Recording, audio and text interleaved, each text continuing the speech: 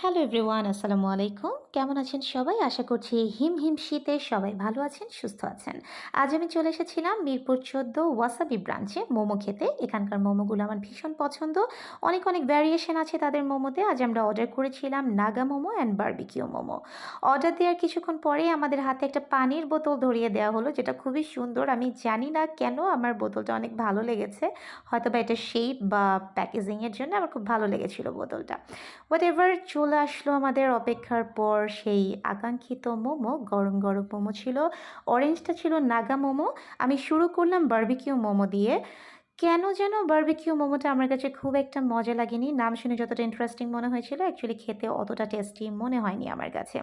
এরপর আমি ট্রাই করলাম গ্রিন সস দিয়ে Naga momos, and yes, it was amazing. এটা অনেক বেশি টেস্টি ছিল এবং আমার মনে হয় আপনারা আমার এক্সপ্রেশন দেখেই বুঝে যাচ্ছেন যে এটা খেয়ে আমার রিঅ্যাকশনটা অ্যাকচুয়ালি কী। হুম, এটা অনেক মজা। যেহেতু ২ বন্ধু মিলে গিয়েছিলাম, সো বন্ধুদের আড্ডায় একটু ফুচকা বা পানিপুরি না হলে তো হয়ই না। সো এটা ছিল আজকের শো স্টপার। আমরা চলে গেলাম মিরপুর ১০ এর বিখ্যাত পানিপুরি খেতে এবং খেয়ে দিয়ে খুশি মনে ২ বন্ধু মিলে বাসায় চলে গেলাম। সো এটা ছিল আমার আজকের ছোট্ট একটা ব্লগ। সবাই ভালো থাকবেন। আল্লাহ হাফেজ।